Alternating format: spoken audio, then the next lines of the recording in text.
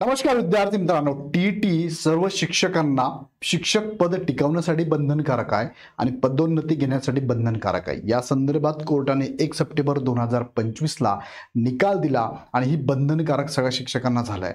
RT 2009 पण लागू झालाय, त्यानुसार सुद्धा शिक्षकांना टीईटी पात्र होणं बंधनकारक आहे। यावरती पुनर्विचार याचिका पडलेली आहे। प्रत्येक स्टेटने जवळपास म्हणूया आपण स्टेटनी पुनर्विचार याचिका टाकली, महाराष्ट्र स्टेटनी पण टाकलेली आहे आणि काही संबंधित उमेदवारांनी सुद्धा याचिका टाकलेली आहे। सो या संदर्भात हे जे कोर्टामध्ये निर्णय दिला होता 1 सप्टेंबरला, तो 2 जज म्हणून हा निर्णय आला होता। आता एवढ्या पुनर्विचार याचिका पडल्यानंतर मात्र कोर्टाने एक महत्त्वाचा निर्णय घेतलाय। तो निर्णय काय घेतला या व्हिडिओत आपण संदर्भात बघूया।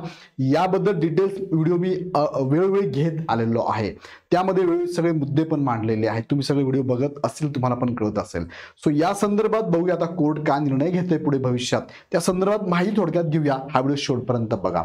ओके, त्या संदर्भातली बघा, वेस्ट बंगाल पे नावाचं हे लोकल वृत्तपत्र आहे, त्यांनी पण माहिती दिली आहे। त्यातली हेडिंग मी तुम्हाला सांगतो काय आहे। TT mandatory case a historic turn hearing now in a larger bench, Supreme Court big decision. Supreme कोर्टचा मोठा निर्णय असा झालेला आहे बघा। 16 ऑक्टोबर 2025 ला आलेली ही न्यूज आहे। त्यात असं म्हटलं गेलं आहे की सुप्रीम कोर्टाने निर्णय असा घेतलेला आहे की ही जी पुनर्विचार याचिका आली त्याच्यामुळे बरेचसे संविधानिक पद्धतीने याच्यावरती विचार करणं गरजेचं आहे।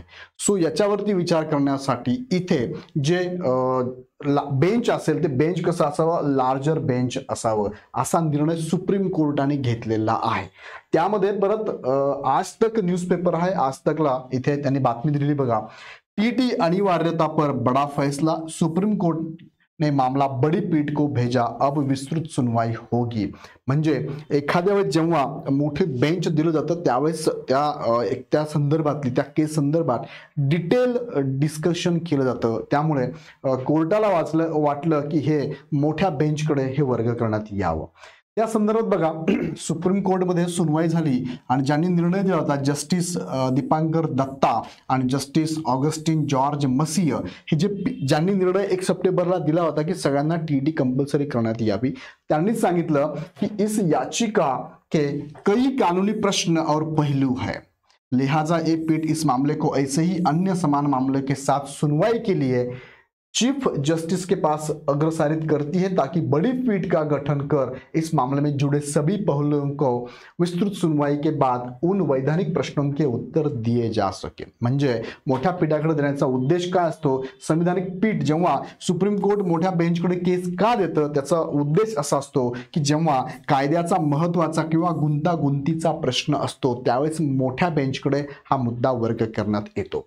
जेव्हा एखाद्या खटल्यात संविधान, कायदा किंवा देशभरातील लोकांवरती परिणाम करणारा मुद्दा असतो, तुम्हाला माहिती असेल जवळपास 50 लाखाच्या आसपास शिक्षकांवरती हा निर्णय लागू होणार आहे। 50 लाख शिक्षकांवरती हा निर्णय लागू झाला तर त्यांच्यावरती अन्याय होऊ नये किंवा त्यांच्या बाबतीत विचार चांगला व्हावा, याच्यावर डिस्कशन चांगलं व्हावं, यासाठी संविधानिक बाब काय आहे, कायदा काय सांगतो आणि प्रभावित होणाऱ्या लोकांचा मुद्दा काय आहे, हे सगळे मुद्दे लक्षात घ्यावे। यासाठी 2 किंवा 3 न्यायाधीश पुरेसे नसतात, मग 2 किंवा 3 जजचं बेंच नसतं, जास्त जजचं बेंच घ्यावं लागतं, जेणेकरून सगळ्या बेंच सर्व जज असतात ते याच्यावरती विस्तृत डिस्कशन करू शकतात।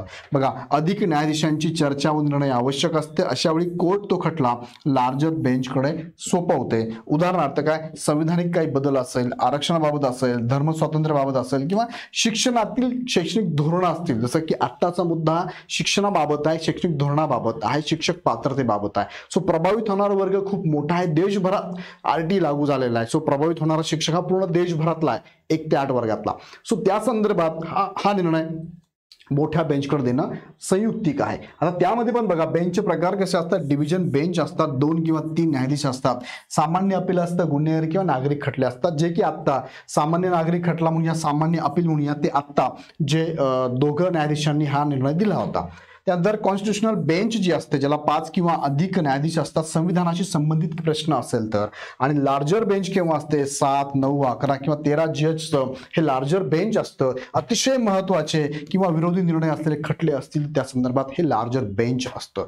सो आता हा खटला लार्जर बेंचकडे देण्याचा निर्णय सुप्रीम कोर्टने घेतलेला आहे. सो आता वरती याच्यानंतर आता या लार्जर बेंचमध्ये न्यायाधीश कोण कोण असावेत त्याची नियुक्ती केली जाईल आणि ती नियुक्ती झाल्यानंतर तिथून पुढे या कोर्टमध्ये याचं डिस्कशन चालू होणार आहे. सो आता याला किती वेळ लागतो हे सांगता येणार नाही किंवा सांगणं अवघड आहे किंवा याला लिमिट नसतं. सो आता सुप्रीम कोर्टमध्ये न्यायाधीशांची निवड होणार आणि त्यानंतर पुढच्या केसेस कंटिन्यू चालतील. सो आतापर्यंत हा महत्वाचा निर्णय. आता ह्या निर्णयाच्या नंतर पुढे काय होणार हाही प्रश्न बऱ्याच जणांना आहे. पण एक थोडंसं सकारात्मक वातावरण आहे की शिक्षकांबद्दल आता डिटेलमध्ये सगळ्या गोष्टी काय म्हणूया चर्चा केली जाणार आहे. सगळे मुद्दे तपासून बघितले जाणार आहे. जर टीईटी कंपल्सरी करायची म्हटली तर काय काय प्रभावित होऊ शकतो वर्ग, त्यांचा अनुभवाचा विचार करावा लागणार आहे. टीईटी गुणवत्तेच्या आधारावर आहे. ऑलरेडी शिक्षक गुणवत्तेच्या आधारावरती शिक्षक म्हणून जॉईन झालेले आहेत. सो परत एकदा यांची परीक्षा घेणं संयुक्तिक आहे का, यासारखे बरेचसे प्रश्न आहेत. आता काही ठिकाणी काही शिक्षक खरंच त्यांची एक्झाम घ्यायलाच पाहिजे, इव्हन तो ते शिक्षक म्हणून नाहीच घ्यायला पाहिजे, असे काही व्हिडिओ मी तुम्हाला दाखवले आहे. काही ठिकाणी असे शिक्षक आहेत, पण काही ठिकाणी अतिशय उत्तम पद्धतीने आपली जबाबदारी सांभाळणारे सुद्धा शिक्षक आहे गेले कित्येक वर्षापासून. सो या दोन्ही बाजूचा एकदम प्रॉपर विचार करून योग्य तो निर्णय घ्यावा लागणार आहे, यातला मार्ग काढावा लागणार आहे. सो यासाठीच ही नवीन बेंच जी आहे लार्जर बेंच यांची निवड केली गेली असावी. सो याच्यातला सकारात्मक मुद्दा आहे, सगळ्या शिक्षकांसाठी पण सकारात्मक मुद्दा आहे की ऍटलिस्ट कोर्ट याच्यावरती सुप्रीम कोर्ट यावरती विचार करायला तयार आहे आणि विचार करण्यासाठी लार्जर बेंच त्यांनी दिलेला आहे.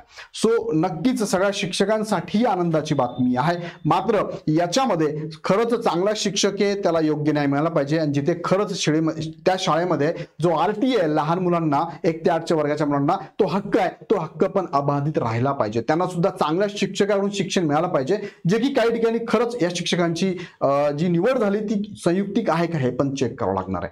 सो याबद्दल आता लार्जर बेंच निर्णय घेईल तो घेईलच, पण तत्पूर्वी तुम्ही सुद्धा तयारीत राहा, अभ्यास करत राहा. अगदीच काय म्हणूया आपण लगेच हताश होऊ नका किंवा आनंद करू नका साजरा.